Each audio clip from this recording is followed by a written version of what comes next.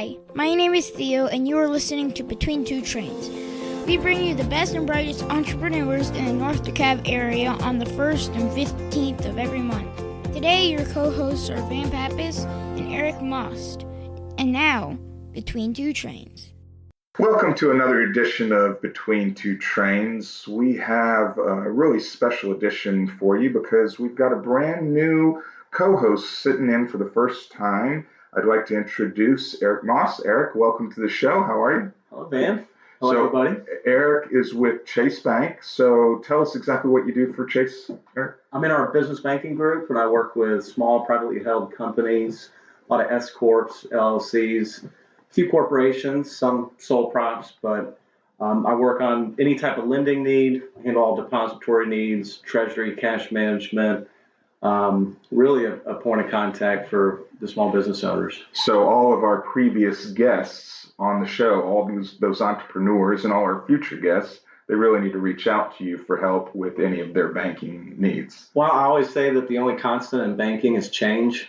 And in the world of technology, if you ask most bank CEOs across the board, they feel like they're running more of a tech company than a bank.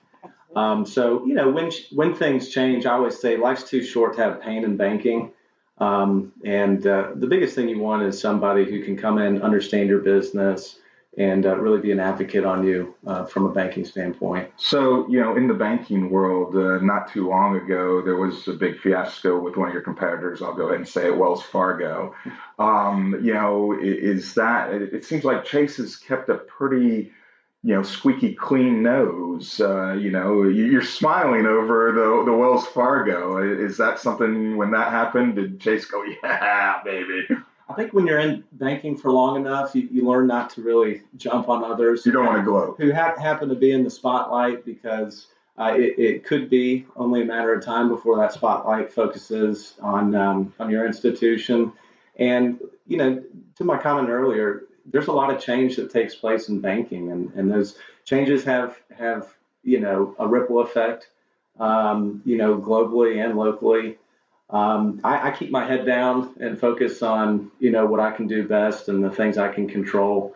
And it's only a matter of time before things change. Well, I always like Chase mainly because the head CEO is a fellow Greek American, right? That's right, Jamie Dimon. Jamie Dimon's a Greek American, so I got to always give props to my fellow Greeks out there, especially ones that are billionaires, right? Yeah, he is a rock star. He is a rock star.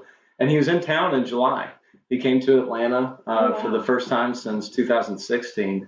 I understand. I don't want to get too far off on a side tangent because I want to get our guest on the show, but I understand he is working with Warren Buffett to come up with a strategy on how to fix our country's healthcare. That's odd that you would see these two financial, giants say, "Hey, let's take on such an endeavor." Amazon's in there too. It's a partnership. Oh, Jeff Bezos is in there? Bezos is in there, Buffett and Dimon. More to come on the details of that. You think they can do it? That partnership. I think if you look at the institutions that their leadership has built and maintained, I'm bullish on the opportunities. Yeah. But more to come on exactly what they're going to tell. That would definitely be great, because I think a lot of small business owners, entrepreneurs, even self-employed people are just getting hammered when it comes to health insurance. Hammered. Well, I'll go ahead, since she stepped into the conversation. I'll introduce our guest. So we've got with us today Holland Muscio. Muscio. I should know that. I've known you for how many years now? Muscio. Yeah. Holland Muscio. And your company's name is Balloonacy. Mm-hmm. All right. So Holland, tell us, how long have you had Balloonacy? My husband Sean and I have owned Balloonacy since 2004. We are, for many years, we were located out of our home in Ashford Park and Brookhaven, and just recently moved into a warehouse in Chamblee. All right. Very exciting. So 2004, you were around before the recession. Yes. Was so smart to buy a company that was 80% corporate and 20% social. couple years before a big recession So you hit. bought this business. We You bought didn't this start it business from scratch. Yes, the previous owner had been one of my vendors when I was the one of the marketing people at the Atlanta Symphony.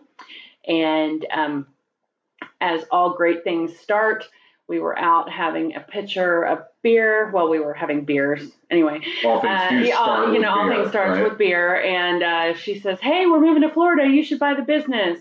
And we went, "Haha, you're funny." And a pitcher of beer later, my husband goes, "So tell us more." And that was interesting. Yep. So he was like the beginning driving force. He was. And then that was in spring of '03, and then we decided to jump, and there were various things we went on through that journey of convincing our families that we were not crazy. I left my job in January of '04 to start the company full time. My husband kept various other jobs for several years, and the economy tanked, and we had to kind of pivot as it is and take on some other freelancing jobs and do some things to make it through, as you do. As an entrepreneur, you have to do what you can to pay the bills and So get it going. let's take a step back and tell our audience exactly what Balloonacy is and does. Sure. Balloonacy, and we also have a floral division called Flowers by Holland. We are a full-service event decor company. So we do everything from grand openings to weddings to bar and bat mitzvahs to first birthday parties and 90th birthday parties. We're doing a 90-year-old and a 1-year-old on Saturday, so that's kind of fun. Wow. So, cool. And obviously not in the same venue. Not the same venue, but just down the street from each other. But yes, so we do all different types of decor. We mostly, handle balloon sculptures and columns and that kind of thing, and then we do our floral designs, but we also can help you create the whole design and look for your event by bringing in our vendor partners with drapery and lighting and I was going to ask about the vendor partners. So, you're not doing a lot of things. You're not doing catering. No, I do not do catering, but I certainly have friends. That is one thing that has been a key element in our business plan, and that has been networking. That has been being a part of our amazing, amazing event industry we have here in Atlanta, hospitality and events. I mean, the city, that's what we're known for. And so it has been one of our number one things that we go out and we network. And because of that, there's a lot of event people who think we're the only people that do balloons in town, which is great. And there are other people that do them. But it's been really great for our business. So would you say a lot of your business comes from referral of other vendors rather than, Eric throwing a party and telling Van? Well, that works too. But again, I see that as an extension of my networking. Gotcha. I go from, you and I met at Chamblee Business Association many, many years ago. But I also have friends, we do a lot of stuff with the wedding industry, and then there's several event industry organizations in Atlanta that we network with, and then the Convention and Visitors Bureau for Atlanta we do stuff with. So it's all about making connections and business referral. How big is your network? Sorry to interrupt. No. Are you Atlanta kind of metro area? Are you southeast? Most of our business is Atlanta. However, we do travel, and in the Atlanta event industry, most people go from like out to Reynolds Plantation, you go down to Macon, you go up to Barnsley Gardens and Dahlonega and Blue Ridge and all of that, and City of Atlanta. Most of our business is 90% Atlanta, but I have clients that have us come to Birmingham. They're perfectly great friends of ours that have businesses in Birmingham, but these clients love us, and they will pay for us to drive to Birmingham to do their jobs because they trust us. And that's what it is, They know too. that the job's going to get done Absolutely. right, and they're going to get what they are Absolutely. looking for. And they're willing to pay for it, so we go. Sure, you sent some red and black balloons up to Athens. We have done that as well, but we really do bleed gold and white. Yeah. We have been the unofficial decorators of the Georgia Tech Rec Fest since 1995. So before we owned the company, our Balloonacy has been decorating all of the outside of Bobby Dodd Stadium, which is on every game day Saturday. So when somebody wants to book something in the fall, I have to say, well, let me look at the football schedule before I can book you or not. But it's been that has been a great relationship for us with the university, with the athletic association to continue to do that. But so we do bleed gold and white. How about that? Good. I did not know. So I want to talk about a subject here that since you've been around since '04, and I believe you're our first guest that has actually bought a business. Most of our entrepreneurs have started businesses, but you've actually bought a business and have now a almost 2 decade track record. You mentioned we're sitting around over beers talking with the owner, and you said, all right, we're going to buy it. Talk about how you went through that process of determining how much the business was worth, what you were willing to pay for it, and how you ended up actually paying for it. Did you do it on your own, out of pocket, or did you go borrow money?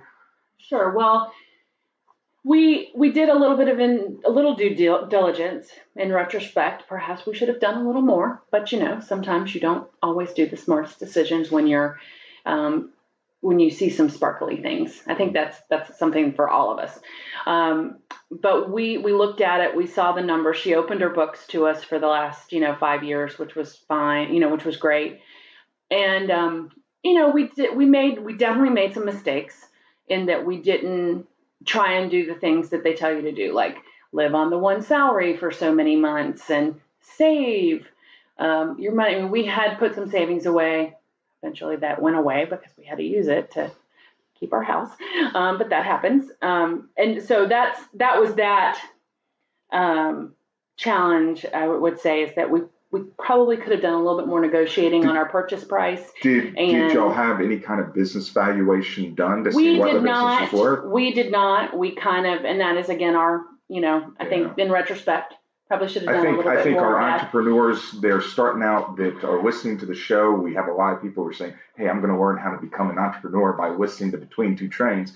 I think that's something that if they take anything from this conversation is make sure you go, if you're going to buy a business, go out and get it valued. There's a number of companies that will do that. And I will also say, y'all have to remember, things were a lot different 14 years ago.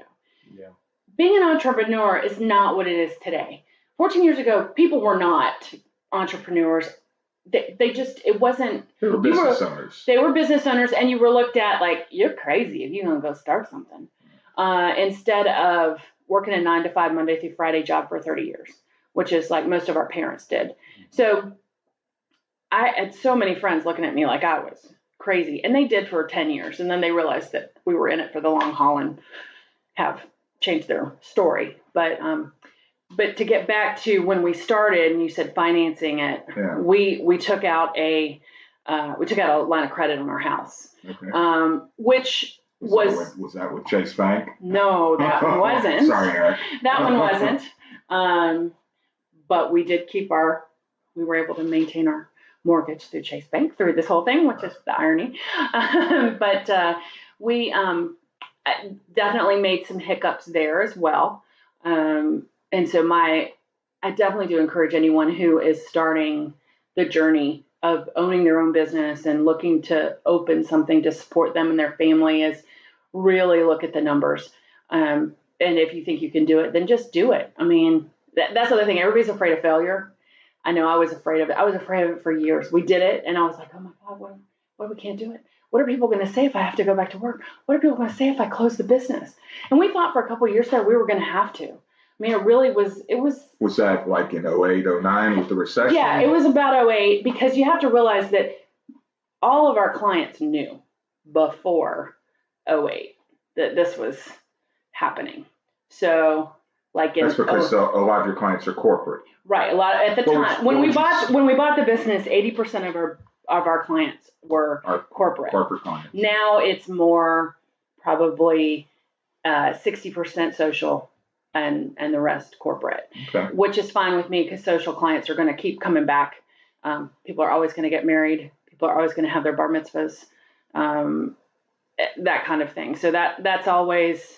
of course, the numbers and their budgets are going to change, but those things are always going to happen. With the corporate, they knew early. And so really, I would say '06, so we were only in it like 18 months, and it was like, oh crap, what did we do? Sorry, but that's what it was. Right. Really, we really had that panicky, oh my God, what did we do? And I spent many nights crying, many nights worried, and I did a lot of worrying about what other people were gonna say about me and think about me. And that's something that I had to eventually get over and realize I can't worry about other people. I have to worry about us. I've got to worry about Sean and I, and I've got to worry about the business. And that's what we have to focus on. And I have to remind myself of that constantly, because I still think about that because of social media, and it makes you look at other people's stuff and go, but why? And you know. So now your husband's full-time in the business now. So he had his, right. So he had his other jobs, and he had various different things. His last job was with a group that did, a nonprofit that did home heating repair work for it was a nonprofit that went in, and they lost their contract with the government, or the government contract ran out. And he was one of the one of the ones that got laid off afterwards. And we kind of went, well, I guess that's the reason. Right. That's our sign. And we said, let's try it for 6 months. And if we can't do it, then we'll come up with another plan. And this was what year was that? This was 4 years ago. So or 5 years ago now, I guess. And so after a couple months, we were like, our life is better, because he wasn't working a 40-hour job 4 days a week, because he was working 4 10-hour days, and then working for us Friday, Saturday, Sunday. I mean, it was stressful on our relationship. Yeah, that doesn't give you much for a social life. Well, it did not then, for sure. And so when he started working with me, after about 6 months, we were kind of like, all right, so the money is still a little bit of a roller coaster, but it's better for us as a relationship. And so we continue to do that. And so every year it's gotten better, and sales have increased. And, a lot of that is because balloons are on being a trendy thing these days. And also we've increased our floral business with our weddings and other things. And so that's why when this opportunity came to move our items out of our home and storage and into a warehouse, we jumped on it this spring. So that's a new endeavor. That's a very new. That just happened in April of this year. And where's that located? New Peachtree, across from China Square. Okay. We're in one of the warehouses just right on there. the other side of the railroad tracks from here. Right by the MARTA station. Okay. We actually back up to the tracks. So my vases all kind of shake every 5 minutes when the MARTA train goes by. The MARTA train, not the Norfolk Southern? Yeah, well, that too. Yeah. You get both of them at the same time. It's the whole building kind of goes a little. So you're literally between two trains? I back up to the tracks. Not literally, yeah. Good one, close. Eric. I like that. But that's pretty close, Eric. That's pretty close. We're going to have to ask you back on the show. Yeah. All right, so we started the business. We got through the recession. We've now moved out of our house and into an actual facility. The business is moving forward. Yes. What's next? Our next step is to hire a not full-time, but a permanent staff. Right now we've been doing more of a seasonal staffing based on. So it's basically just you and your husband, and then occasionally a seasonal person. Yes. So we're now looking for. What would that person be doing? Administrative stuff? Administrative, and then also production. So we need somebody who can tie balloons and also go and do installations, but then can also help us on I'm looking for a unicorn. All right, so you've heard. I need that unicorn, All right, so you've heard it first right here on Between Two Trains. Holland's looking for help. Reach out to Holland. She's got a job for you. If you're a unicorn, yes. But I have we are very lucky in this city that there's lots of talented people who are creative, and the freelance industry is alive and well, especially on the floral and other event decor side, because there are people who don't want to work a Monday through Friday 9 to 5 job, and they like working Thursday, Friday, Saturday, 15 hours each day, or not for us, but you know what I mean? And it happens all over the city. And so we're lucky that we can pull from that talent. You just have to book people early. I mean, I've already got 10 people booked for the Super Bowl, and I don't have but a couple Super Bowl jobs booked yet. But I know they're coming, and I know I'm going to need help. Right. So I'm just doing it. So. Well, we're going to take a short break while we hear from our sponsors. You've been listening Between Two Trains, and we've got Balloonacy here talking about the balloon and event industry. And we'll be right back after these messages. If you recently got divorced, you may be wondering how to pick up all of the financial pieces. Is it time to make a new budget, new goals, and get a new game plan with your investments? What about the best way to save money on your taxes? Take control of your money future. Go to oxygenfinancial.net to schedule a complimentary meeting today. Go to oxygenfinancial.net to get started right now. Securities offered through Kestra Investment Services, member FINRA SIPC. Advisory services offered through Kestra Advisory Services, an affiliate of Kestra Investment Services. Oxygen is not affiliated with Kestra. Looking for an affordable, functional, and creative space to work? Check out 3411 Co-working in downtown Chamblee. They have flexible month-to-month office space options that include fiber internet, meeting rooms, printing, coffee, snacks, and networking events. 3411 Co-working is the perfect place for entrepreneurs, remote workers, and small business owners looking for a one-stop shop for your professional needs. Stop by for a tour Monday through Friday from 9 to 5 and see how 3411 Co-working can work for you. All right, welcome back to Between Two Trains. If you are in your car right now listening to us, tune in to your favorite podcast, or if you have gotten to work. Eric, did you know that 52% of people that listen to podcasts actually listen to it at work? How's that for productivity? Yeah. So do employees at Chase, can they listen to podcasts at work? Probably not. There are times where you're doing more administrative, Maybe the branch manager's in her office with the door closed, listen to the Between Two Trains episode. Well, expense report stuff. I'm not at a retail location, so you can. There's more opportunity, to do that. I haven't ventured that way yet, but. It's a good idea. 52%. 18% listen in their car, which is really the people that I find most interesting, because I think that it's such a wasted time. I'm driving from one place to another. Why not learn something? And, I've said on this show before, you could almost learn everything you know about being an entrepreneur from listening to all these entrepreneurs tell their story. Absolutely. It's like getting an MBA in your car. Exactly. It's interesting, that number, because I can remember years ago, and one job I had before was working at the Olympics, and we were on a floor with like 75 people. And at this time, we had 10 fax machines and the phones were going. It was so loud. So I'd put on headphones to just listen to nothing on my Walkman or whatever it was. And I would get yelled at. For you millennials, you may not know what a Walkman is. Yes, but it was before the iPad, everything. But it was, I just remember getting yelled at because they were like, "You're not being productive. Take off your headphones." I'm like, it's more of a knocking out the sound. It's just so crazy. I can't concentrate. Yeah. So it's interesting that it's encouraged, that a lot more people do it now because they are in open spaces or a shared workspace, and it's not looked at as. Yeah, this where we are here at 3411 Co-working, our great studios. What a great space. We're looking out the window here, and we've got all these self-employed people, entrepreneurs, whatever they are, working at desks, doing their thing. Yeah. And the traditional, hey, I'm going to go to, the 52nd floor of the, tower downtown Atlanta to go to work. It's sort of changing. Yeah. Anyways, we're going to play a fun game now called Hot or Not. Okay. All right. So Holland, what we're going to do is we're going to tell you a statement. We want you to tell us as an entrepreneur whether that's a hot thing or not such a hot thing. And Eric, I'm going to start us off.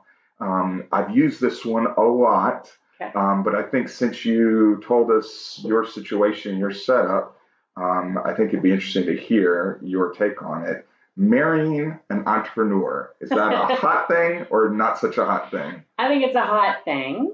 Would Sean say it's a hot thing? Yes, because, this was his idea, right? It was his idea, as I will remind him many years.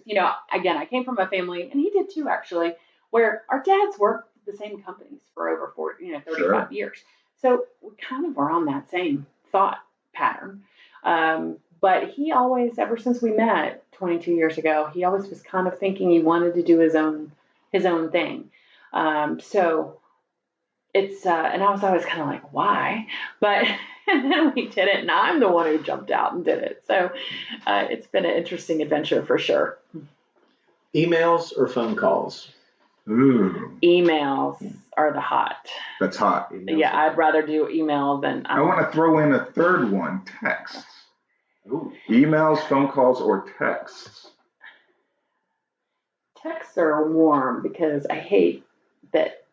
I try not to give a lot of people my cell phone, Right. because I feel that that's a little bit of a private thing. But then on the other side, a lot of our millennial clients, they want an answer right then and there, and the best way to reach you is text. Right. So it's a challenge. That's a Emails hot.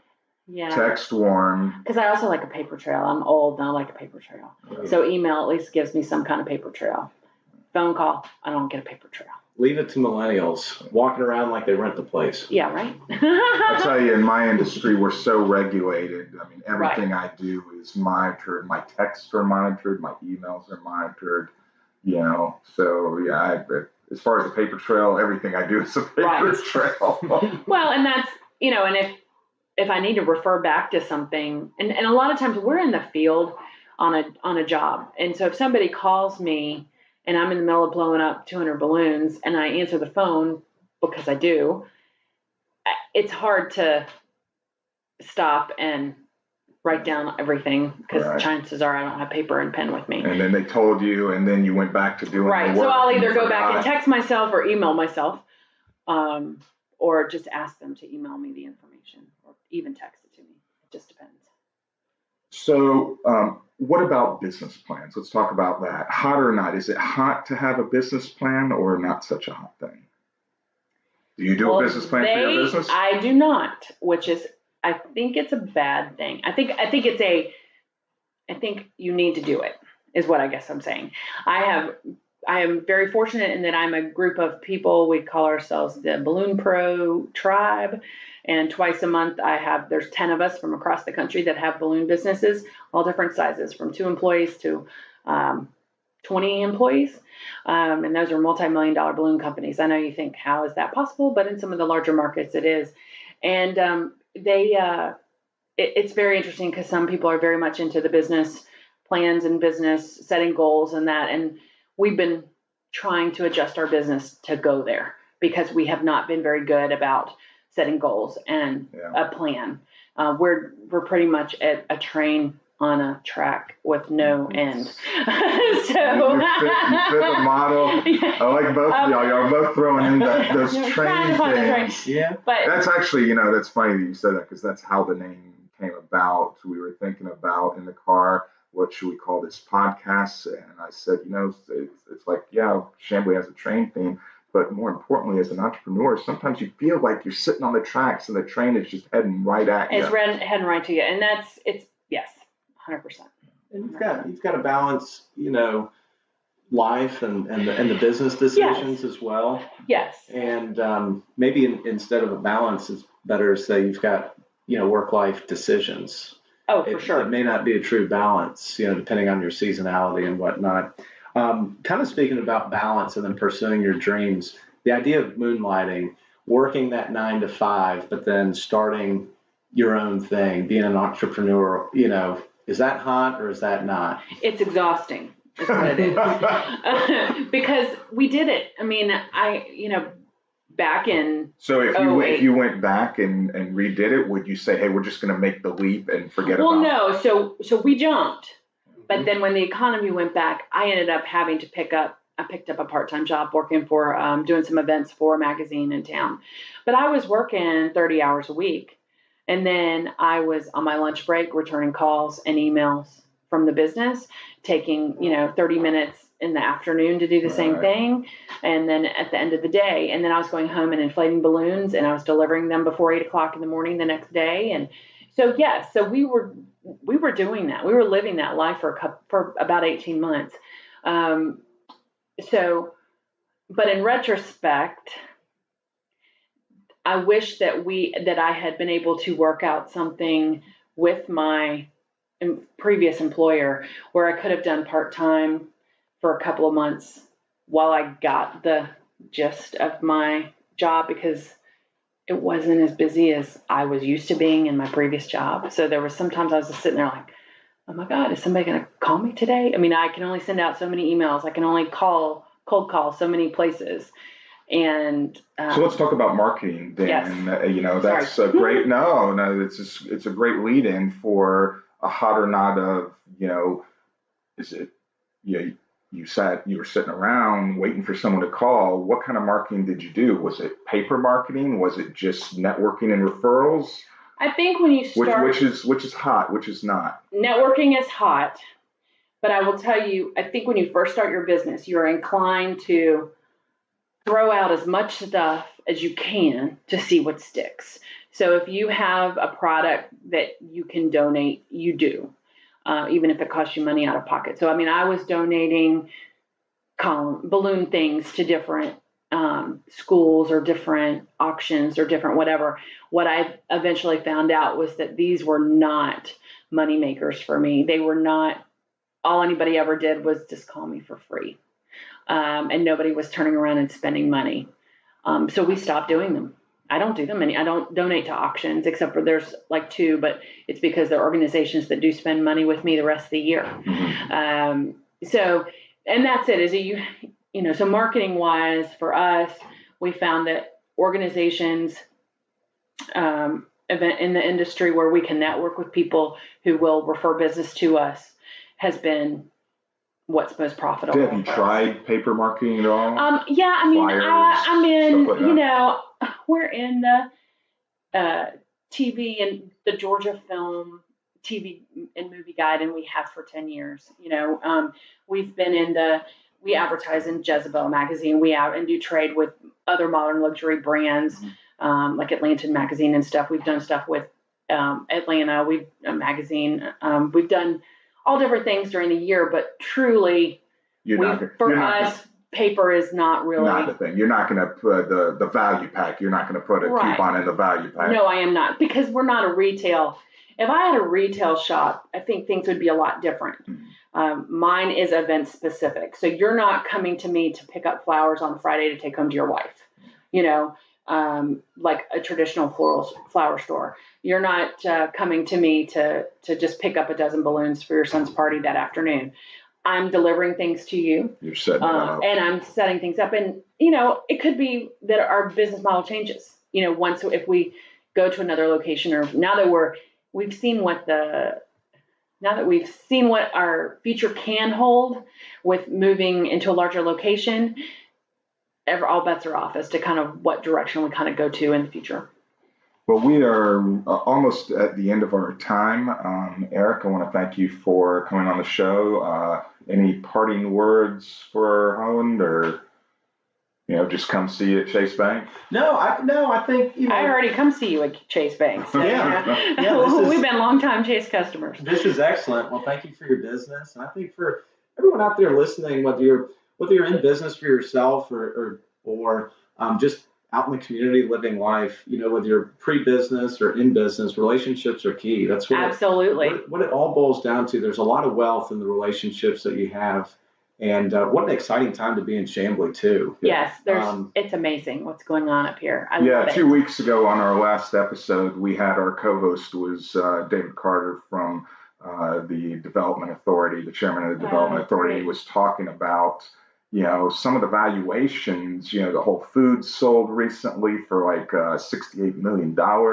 And now the Olmsted, that apartment complex next to the Walmart, is up for sale, and they've got a buyer for $88 million. It's like, that's amazing. Isn't it amazing? Yeah. I remember when remember when there was that international food market that was there, where you wouldn't go in the summer because it smelled so bad. You'd only go in the winter. Yeah, the air conditioning was not the best in there, so you went when it was cold. Well, Holland, we appreciate you coming on the show. Before we leave, tell people how they can get a hold of you. You mentioned the website before. You want to? Sure. The best way to reach us is our website, which is Balloonacy.com, and that's BALLOONACY Atlanta.com. You can also reach us if you've got somebody's getting married. Our floral site is Flowers by Holland, like the country.com. No, you need to say like me. Like me. But we'd love to chat with you, and we do have special delivery rates in the Chamblee and Brookhaven areas. Nice. Well, thank you again for coming on the show. You've been listening to Between Two Trains. Check us out in a couple of weeks for our next guest, and we appreciate you listening. Thanks a lot.